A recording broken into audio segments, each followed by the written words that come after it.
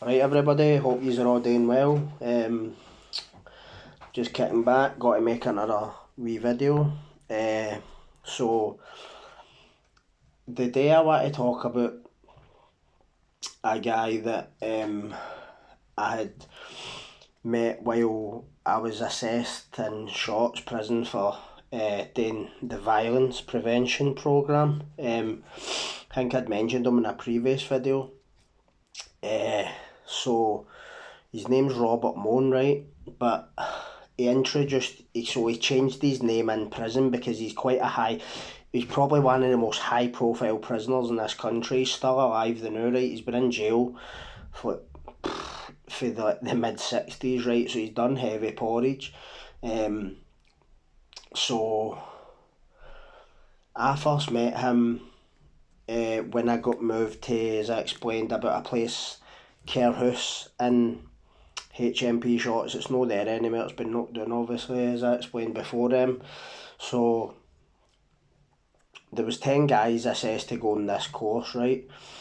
And me and him were the only ones in Care House. He get moved, I don't know what jail he came for, but he came there to do the course along with, like, so everybody that was on this particular course were all waiting to move on. Like, we were doing it for a particular reason, like to get home leaves, to move to open jails, whatever, right? Get parole, tick boxes, all that. So, he came. So when I was getting assessed, right, so like a psychologist and a screw that was doing the course would come up and interview you in Care House and that, right? They come speak to you. So he came up to me and he's like, "Alright, I'm Jim Smith, right?" And we would talk away to me, and just no in-depth kind of conversations, just kind of, "Alright, long you doing, where you fae," all this kind of shite. Because I don't think, unless you really get to know somebody, it's no kind of the done thing to be kind of getting into detail about what they're there for and all that. So I was just like, "Alright, what's your name, where you fae, long you doing, long you been in," all this kind of shit, right? So anyway, after he'd kind of, I'd, let's say, alright to him, passing him the corridor or whatever, and my wee pal ended up saying to me at the dinner table, he's like, "Do you know who that is?" And I says, "Aye, Jim Smith." He's like, "Aye, but do you know what his real name is?" And I was like, "What?" And he's like, "That's that Robert Moan." Nah, I'm like, "You're fucking kidding." It was almost like somebody telling you, "That's Hannibal Lecter." Like, fuck, what? Right? Because he was actually, I'd heard about him, I can't mind, when I was a wee guy, like, I would always read about mad nutters like that in the papers, and I remember my granny telling me she remembered it and all this kind of shit, because my dad would have been like, my dad would have just, my mum and dad were just born when he went to jail, right, in the 60s, so my gran would have been a young woman, my grandpa, they'd have remembered all this well, right, so to actually have known about this guy for, like, I was my son's age, to fucking actually be sitting next to him in a group, you know what I mean, just was a bit surreal. So for those of you that don't know, he was, what I knew about him then was he'd broke out of this, he was in the state hospital, Carstairs, it's for criminally insane, right? He was in there, broke out with his gay lover, they'd plotted this escape for months, right? Made all sorts of tools in the work sheds, and made fake beards and fake documents, all this shit, right? It was actually quite, for back then, this is the 70s, the mid 70s they done this, right? So say he'd done like 10 year a lifer, right? But the day they broke out, they they killed a patient at the hospital, they killed a nurse at the hospital, and a copper, right? And the patient that they killed, I think they'd like cut his ears off and left him hanging up somewhere in a room, right? He's fucking bonkers. And when they actually made it out of the perimeter, they were like just attacking them in their path. They'd broke into a house, threatened the family, carnage, right? Just madness. Like, as I say, off the charts, like fucking nothing that I've ever kind of heard about before. So they hijacked a motor or a bus or something and got to like the borders, got caught, and both of them get sentenced to natural life. So they were the only two people in Scotland to be sentenced to natural life, told they'll die in jail, right? So when he came to shots and he was on that course, like, people, there was like some of the older guys would sometimes, nobody would really took to him for obvious reasons, I think. But obviously some of the older guys would kind of find themselves in a conversation with him, but it was you would see them, the way they'd be looking at him would be like, when he was talking, like as if like they'd be looking at him thinking, what the fuck's going through his head? But the funny thing is that Robert Moan never spoke about his offences at all in this course. And I remember the first day we were on this course, right? It was called an icebreaker.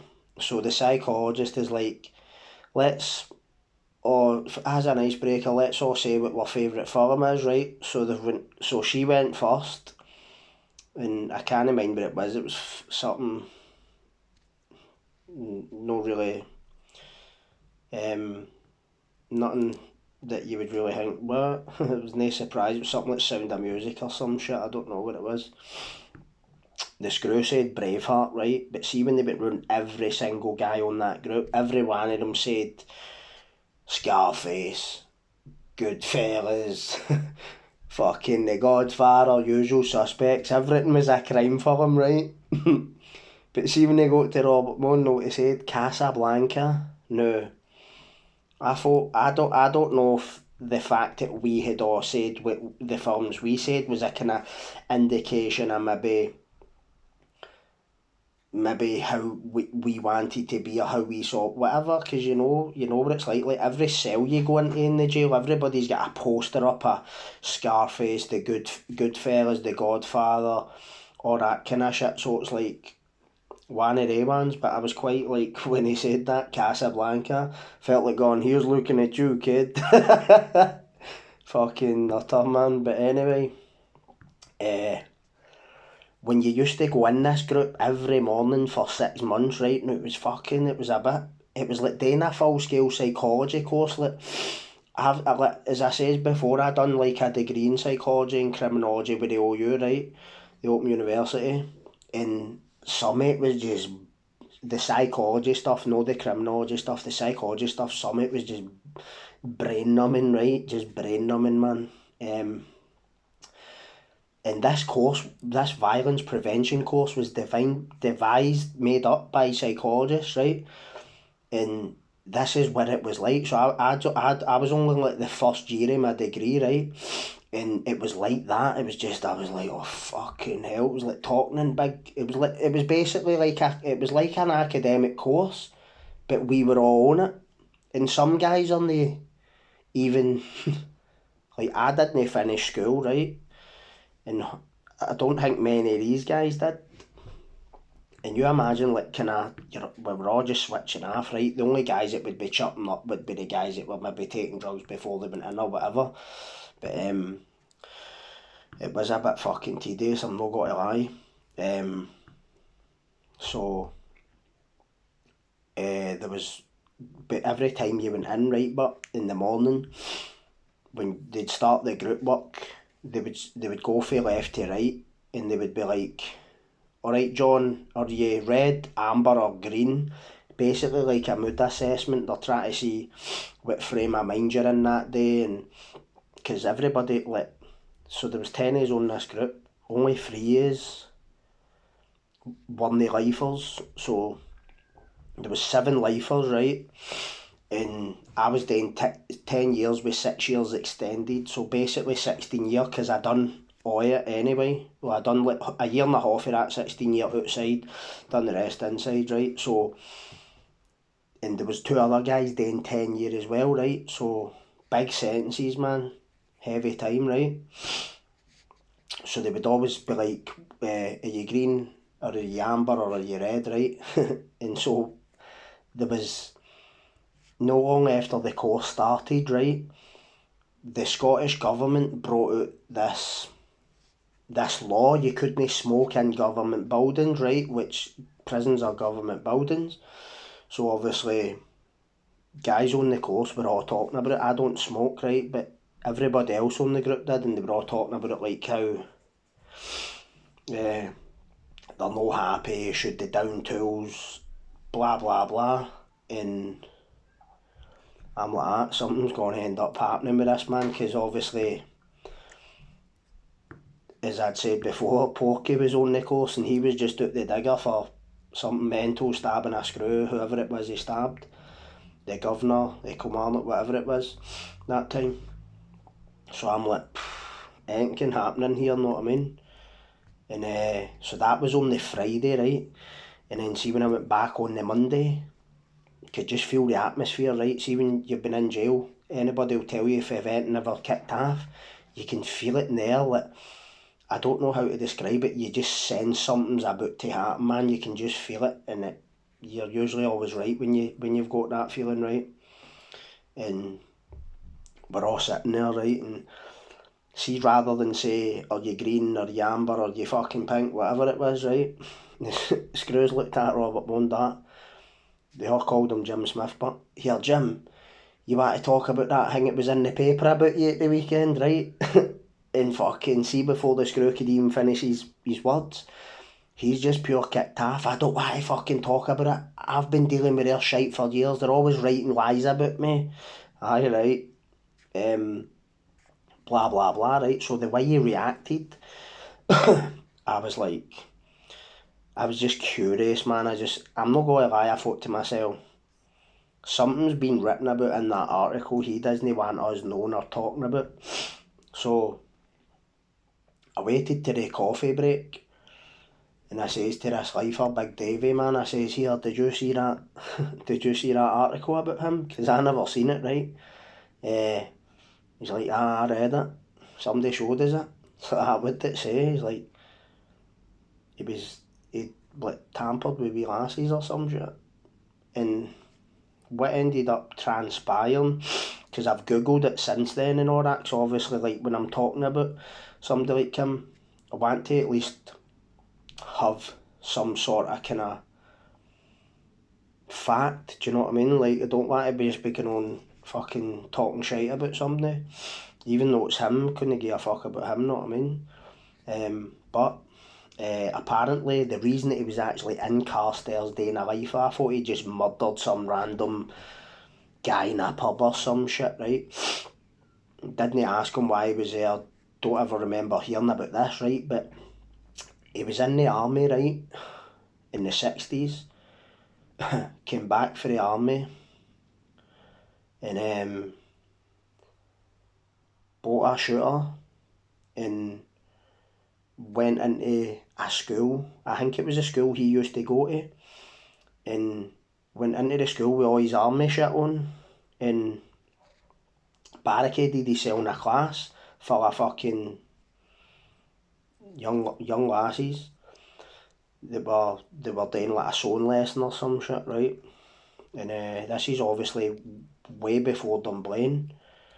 This was like 1966 or some shit, so way before my time. I think, in fact, my dad was born 65, so there you go. And so the coppers have surrounded the school and try to talk him down. I think his ex-girlfriend came down to try and talk fucking sense into this crackpot, right? And he's ended up basically shooting the school teacher in the back. Now this woman was 6 months pregnant, man. There's no words that can describe that kind of insanity, man. That is just, you all probably know what I mean. Even if it's never affected you personally, like, just absolute, it is what it is, innit? Just fucking astronomical fucking pain in all these families' lives, know what I mean, that they'll probably live with this whole time, know what I mean? So, and I read a newspaper report that they put when the police surrounded the school. There was one that I seen that said there was a police sniper that had him in their sights and they were told not to take the shot. Like, what kind of fucking, unless he's had a human shield or something, I 100% don't take it, but if you get a clean shot on somebody like him, man, you just put them down in it. Because look at the carnage he caused after it. He went on to do another 3 after that, so he's done 4. Took 4 people off the numbers. Just, and for what? Because when, obviously I didn't know him at the time, and I'm not saying maybe he wasn't mentally ill because he went to a fucking mental hospital, but when I seen him in that course, man, he was a smart guy, man. He'd done a law degree and all that, and he used to transcribe braille for blind people. So no fucking stupid, and he used to speak, the way he used to speak was all kind of dead flowery language, know what I mean? He didn't talk like me, right? Fucking, I've done a lot of schoolwork and I don't talk like a fucking a brainy guy, you know what I mean? But besides the point, and the funny thing is, I know, see, after he'd done that shit in Carstairs, so he took that classroom hostage, blasted the teacher, she's passed away, and he was sent to Carstairs. Then after 10 years in there, he's formed this relationship with this guy who was in Carstairs apparently for shooting somebody, in a waiter in a hotel, for apparently no putting enough butter on his roll. Don't know how true that is, but that's another nutter. So they've broke out, done these 3 people in, all that, right? So then when he was in jail, he was like going on the roof protesting that his lights were getting left on because he was a Cat A prisoner. Back then, Cat A basically meant, a category A prisoner back then is, you're basically a threat to national security, right? You're getting fuck all, mate. You've got the red light on, all right, and you have to put your fucking your trainers outside your door at night, and they're checking your fucking spy hole every 10 minutes and all this shit. There's free screws with you everywhere you go, but they've done away with all that now. Like when I first started going to jail, when I first went to Parliament, I was a category B prisoner. That's not a threat to national security. It just means you're always got to be in a maximum security jail. But now it's all different. But after he was doing all this mad shit like attacking screws, he'd flung boiling water or somebody, just always kicking off, right? But see his dad, that Robert Moan's dad, see after he'd done the Carstairs shit, know what his dad was, and I've read all this, right? This is all online, MD can look it up. His dad had, he just looks like a nasty piece of work, man. He's 40, the only 40 I've seen of this guy, just looks like a nasty piece of work, right? Looks like a fucking animal.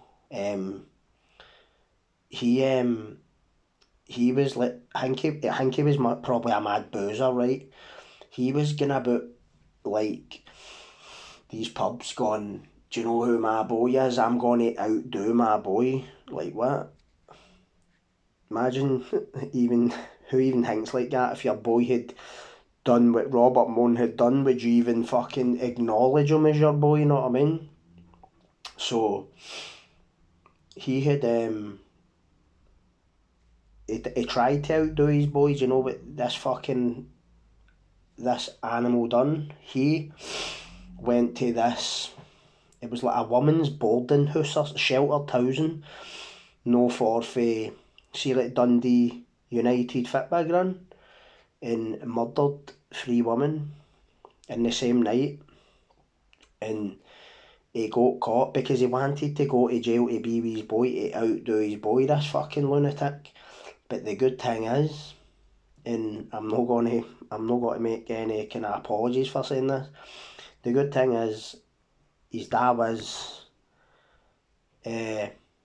murdered in the jail by somebody, I think it was a younger guy, stabbed him to death in a work shed, and good riddance, because nobody like that needs to, like, somebody with that kind of mentality, like, gone and murdered, like, 3 women on the same day just because, oh, quit, man. Don't even get me started, you know what I mean? World's a better place without somebody like that. But to just think, like people like that, you know what I mean? There's probably people like that out here right now with shit like that on them, and you'll no find out. But to think, like, his boy, they actually qualify as serial killers, you know what I mean? And to think, like, you'd sat next to somebody like that in a group. So I finished that course, and so I started it in, say, January 2006, finished it about June, and I was in the open jail in November of that same year. That's another story, man. Fucking party central up there, man. Now I'll get into that another time. But the funny thing is, I know even though they were sentenced to natural life, McCulloch was actually released about 8-9 years ago. I remember reading about it in the papers, like, how the fuck does somebody like that took 3 people off of numbers, do you know what I mean? Tried to take me, it would be more. They tried to do more, but do you know what I mean? There's books about it and all that, I think, but I don't really read anything like that anymore. See, like, when you know, see, like, if you know somebody like that and then somebody writes a book about them, it's like, I don't know, I just know my kind of thing anymore, know what I mean? But just to think, like, somebody like that can even apply for parole, know what I mean? Because that Robert Moan, he even got a couple of home leaves, I think, years ago, and I think there was like a fucking national outcry. And the funny thing is, I think there was there was an outcry when McCulloch got out, I think like people were kind of ceased on and protesting outside his house and all that. But I think he married a fucking Christian missionary or a social worker or some shit, and it's mad when you see a lot of these criminal duels, right?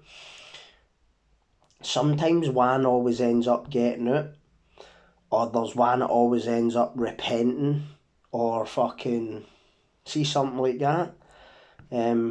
Maybe he did repent, I don't know, but I doubt it, man. There's fucking just psychopaths in this world that will just never. Everything's a scam to them. Everything's pulling the wool out of people's eyes, and I wouldn't want somebody like that fucking living next door to me. Do you know what I mean? It was bad enough living amongst somebody like that in there. I met a lot of people that are doing lifers that are, you can see the humanity, there's something human in them, you know there's something human there. But no, this character, man, he was fucking one of the definite few I met. Like, I met a handful of people you just know they're soulless, man, and he was one of them, 100%. So but the funny thing is, see, when he was on, he used to get terrorised. Like, I remember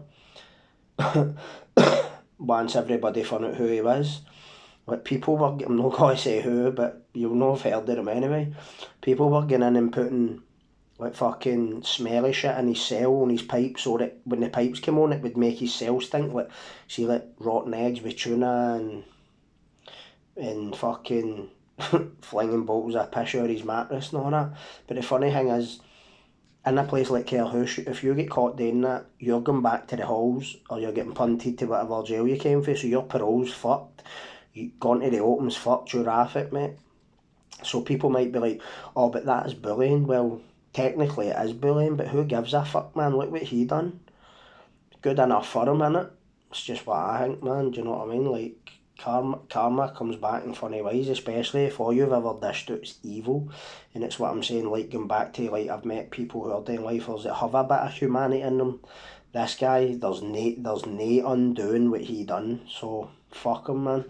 Know what I mean? People used to, they'd have parties in the cell above him.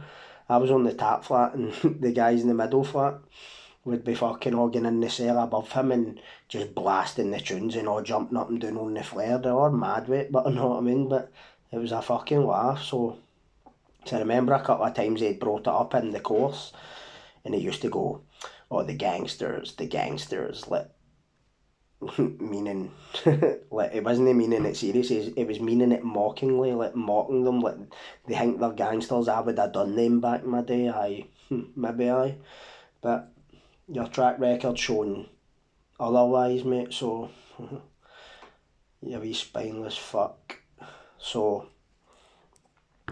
just wanted to come on and do that for my wee next video, know what I mean, and hopefully the scumbag dies where he is. I put money on it, he does anyway, do you know what I mean? He's no getting it.